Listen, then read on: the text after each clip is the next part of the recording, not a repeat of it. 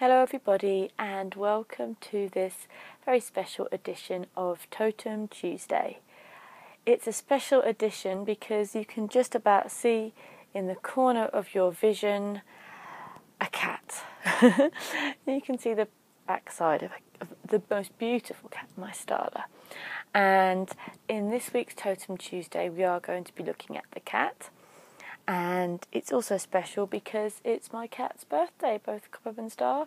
It's their birthday today, so happy birthday to the kitties. So it actually, I was going to do the cat anyway this week, but it actually turns out to be a perfect week to be looking at kitties on Totem Tuesday.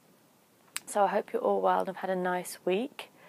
The theme of using the cat as a totem is not going to be a surprise to many people, but it's actually very few domesticated animals that get considered as animal totems.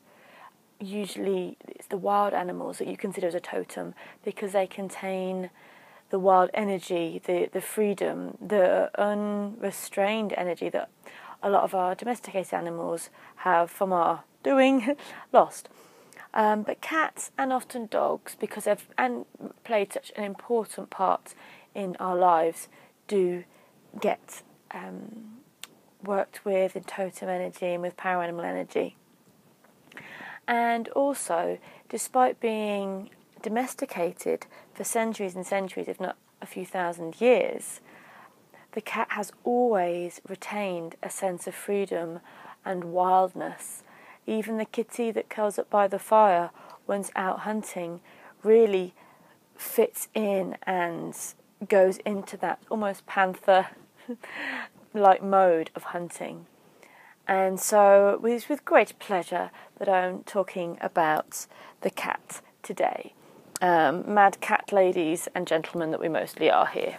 You can see this little Bast tattoo on my arm, and I'll be doing a video about Bast, so we'll be mentioning Bast a little bit in this video, but there'll be another video directed solely towards the beautiful feline Egyptian goddess Bastet. And typical in cat nature, I was trying to get my cat to sit with me for this video, and in true cat nature it's like, you want me to do something? Pfft, unlikely. And that's the energy with cats, that when you're trying to push them to be a certain way, they kind of just look at you like, what? But when you least expect it, they can offer their amazing wisdom, energy and compassion. And so this is the difference between cats and dogs, really, though you don't want to generalise, because there's some very feline-like dogs and some very dog-like kitties. Close your ears, stop. But to push a cat to be a certain way, to try and fit them into a certain mould, has never really worked. They'll always do their own thing, and that's why a lot of people have thought of cats as independent and unsociable and a bit aloof.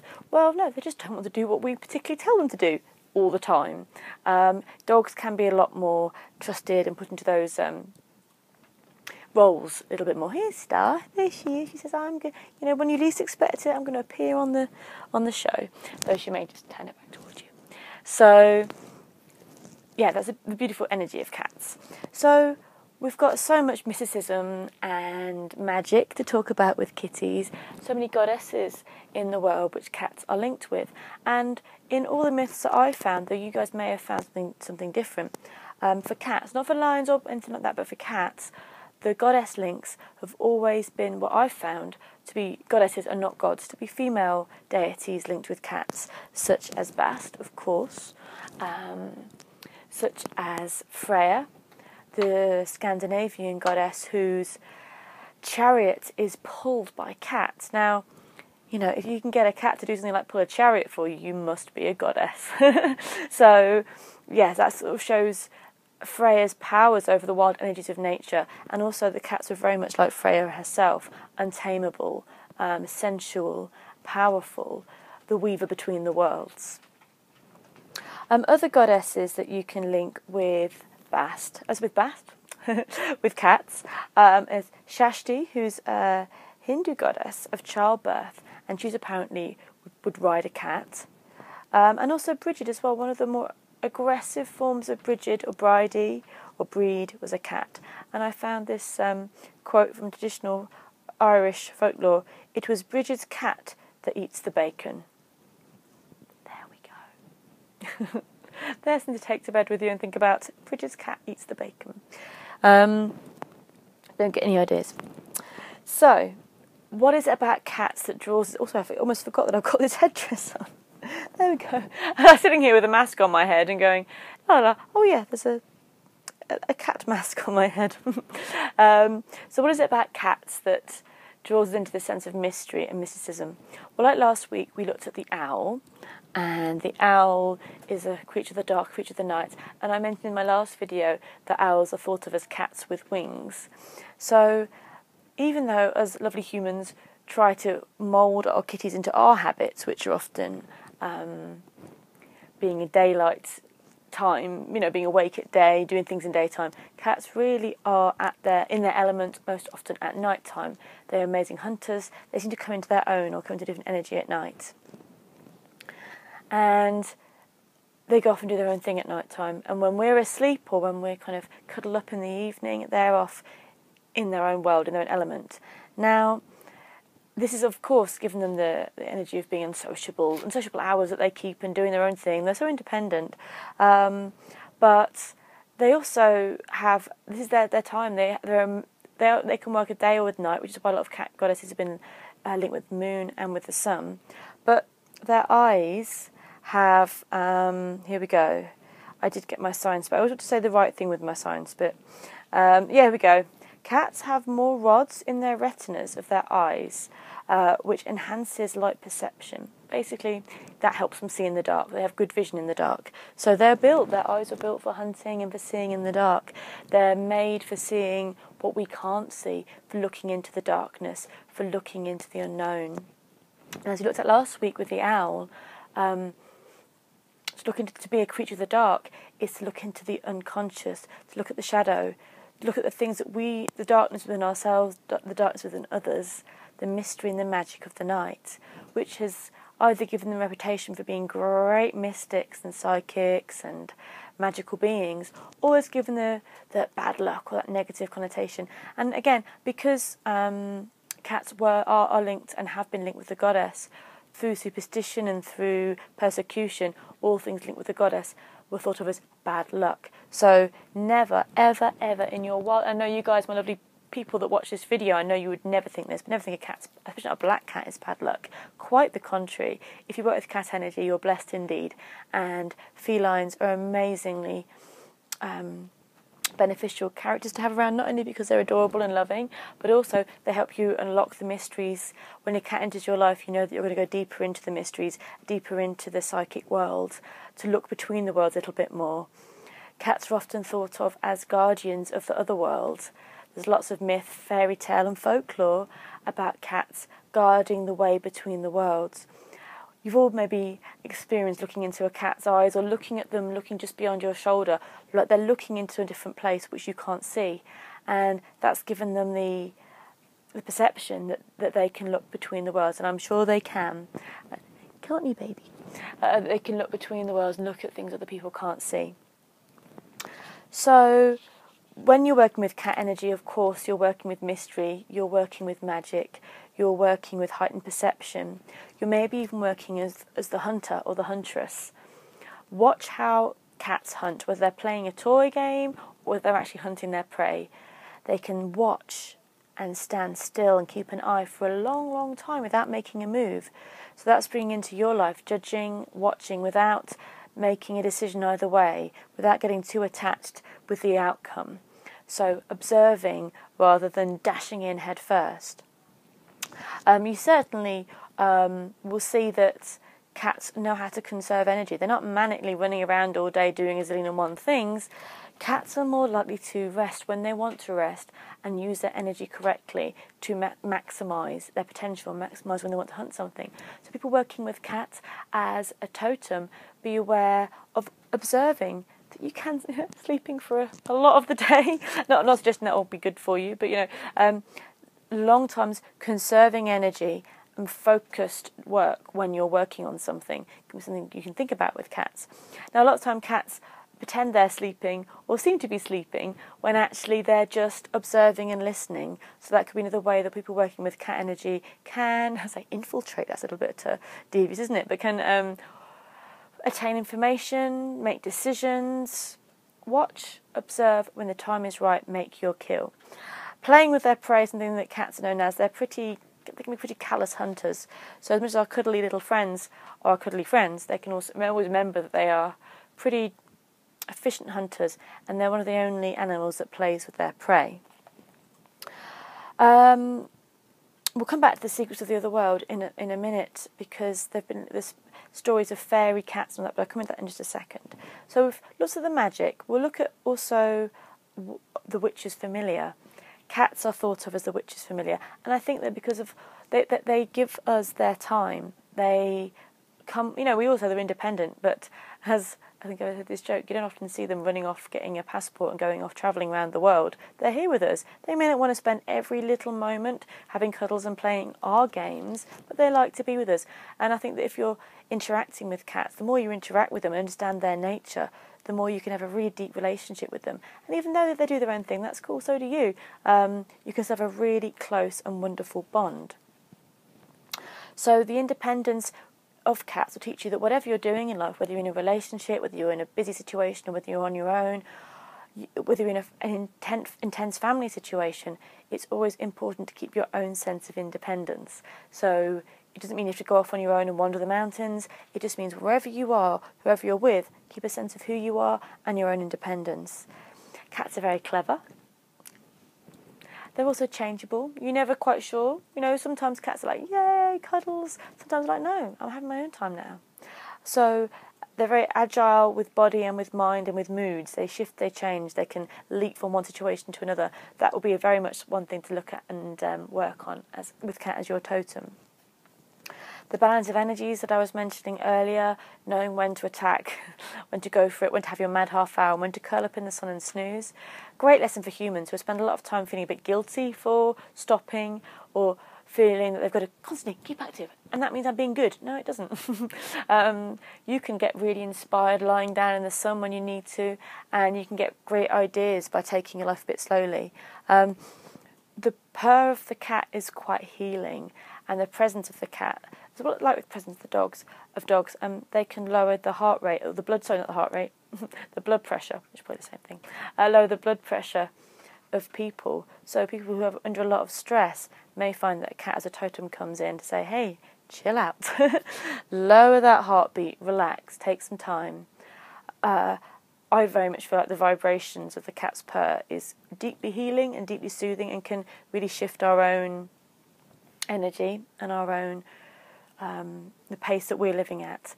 So spending some time listening to a lovely purring cat when they're happy is a nice thing to do, and also gets us out of that crazy thinking that, as I said, the humans make us run around all over the place. So the cat shows so many different aspects: the mystery, the night, but also quite courageous and feisty. If we look at the tarot deck, you'll find that a traditional tarot deck, you'll find that the Queen of Wands, one of my favourite cards, a very fiery and warm, sunny summer card, she's painted with a black cat or a cat next to her. And in that way, the cat represents strength, solar energy, courage, warmth, fire. So there's a real solar and lunar link to the cat, which is why that you often find that Bast in myth is linked to the sun, to be the daughter of Ra, which is the sun god, but also linked to the moon as well. You'll see her portrayed in different angles in different areas. And I think that because of the cat's eyes that wax and that wane, the iris, the pupils that suddenly grow larger and shift with the light so much, they remind us of the moon and the cycles of the moon and the shifting and changing energies. So Bast, we'll come on to Bast in the video a little bit more importantly, as I mentioned. Bast is one of the most well-known feline goddesses. She's sometimes represented as a woman with a cat's head, or a cat, like this one here. And she was the goddess of the people more than the goddess of the pharaohs, though she is depicted in some tombs and in some pharaohs' tombs as well. But more often than that, she is a goddess of the people, of the family, of protection, of childbirth, of sensuality. Because cats, especially in ancient Egypt, often would be great for the area. The people loved cats because they would well, they love cats for many reasons, and I'm not going to guess that there are only reasons for loving cats, but because they would kill rats, and also that they would be thought of to kill snakes as well. Cats are thought of as amazing protectors, and they were very highly held in ancient Egypt for being protectors, for being guardians, and obviously held in such esteem that a goddess was, they were deified as a goddess who was a cat. And there are, look at the British Museum and other museums around the world, there's mummified cats. Now, not all of those have got great tales. Some of the mummified cats were, we think, sacrificed to Bast, or sacrificed to the gods, to petition for the person that sacrificed the cat. People saw the world very differently. That would not happen now, but people have seen the world very differently. So that was one way they thought to honour the goddess Bast, was to sacrifice a cat, to send it as a that was one idea of what was going on there. But actually, a lot of family cats, or cats that were well, or temple cats, because cats still to this day guard the temples and keep the mice at bay, were loved as part of the family, or as part of the temple complex. And many cats, when they passed away, they were mummified, and they were buried, sometimes with mices sacrificed little mices to feed the cats in the afterworld. So they were so well thought of, and that's something that we can learn a lot from. Also, it was a crime punishable by death to purposefully hurt a cat. And there's a story of a Roman soldier, you might have heard this tale, that killed a cat on purpose, just because he could. That was stoned to death by the locals. So that was the crime. It was not a thing you do, and that was, today, in this day and age, I feel like bringing that back. Don't purposefully hurt any animal, but do not purposefully hurt cats. So it was not only ancient Egypt where cats were held in great energy. It's late. my vocabulary shrunk as the day's gone on. There's not so much sort of evidence in this country about how the Druids and the Celts and the previous peoples of this country would have treated any animal, because there's not much surviving that we know about, texts and stories, apart from with folklore and with tales. However, there's some things that we can look at, that the myths of the cats remain in England, in Wales, in Britain, but nowhere really more than Scotland, where some dwindling numbers of actual wild cats still exist. And the wild cat is very different to a domesticated cat. There's such a ferocity. They're not ones you can get close to, even though they look really cute. I wouldn't try and cuddle one. The wild cats of Scotland in the Highlands were often taken as a totem by warriors and by clans. People would invoke the energy of the wild cat before going into battle. Some warriors would wear the skins of a cat, of a wild cat. Many Scottish warriors would wear the skins of a wild cat before going into battle. That was the energy of the cats. There's some places in Scotland as well, and in England also, which link to the cat. So we've got some Scottish clans chose the cat as their totem, but also the Pictish people, known as the Kati, K-A-T-I, lived in Caithness, which means promontory of the cat, so land looking over the sea of the cat. So these were cat people. How amazing is that? Wild and magical and amazing cat people. Also, interestingly enough, Sutherland in England, Sutherland in Gaelic is also called Catab in Gaelic. Let me talk again. I'm sorry, it is late, so my talking's gone. Sutherland in Gaelic is called Cata, which is cat country. Amazing. So there's actually these names that still exist. They're about kitties.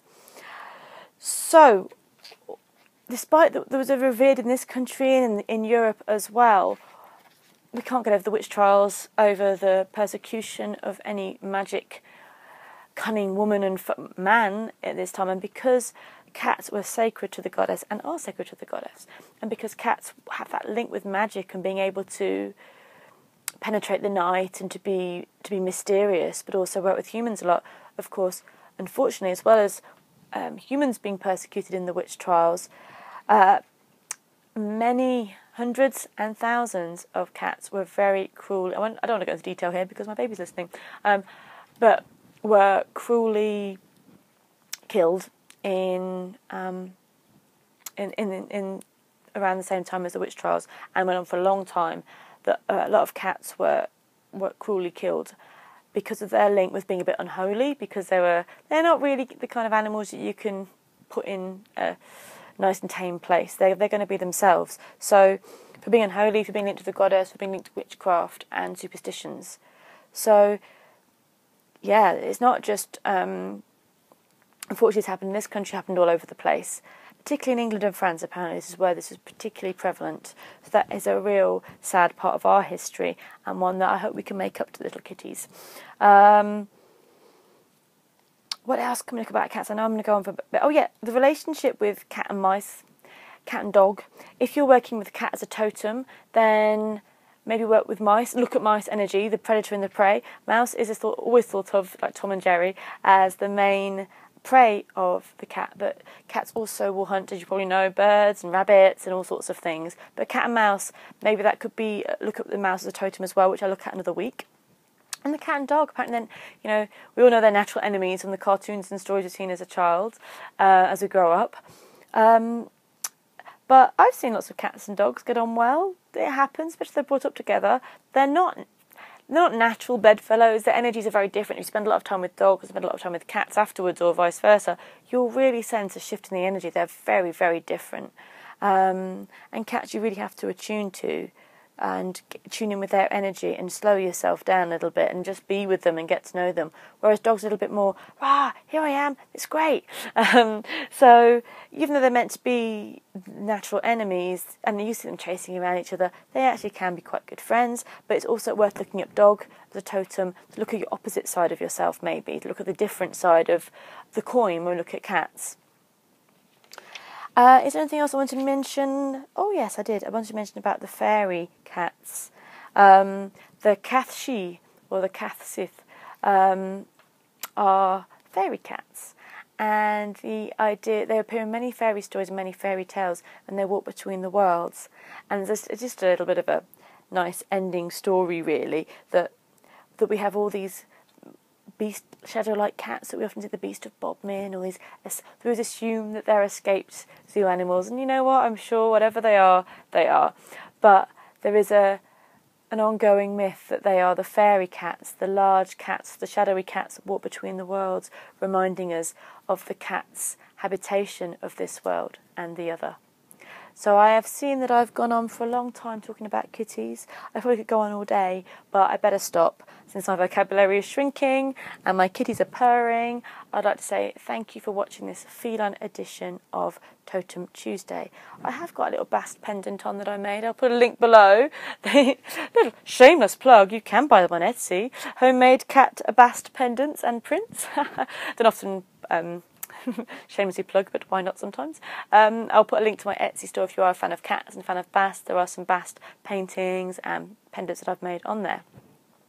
Thank you so much for watching, as always. I'm sure you've all got a lot of cat tales you want to tell me, and I'd like to know also, I didn't go into the cat have 9 lives, so maybe we'll discuss that on a blog, maybe we'll discuss that on the comments below, why a cat has 9 lives. Anyway, have a lovely week. Thank you for watching. Take care. Bye.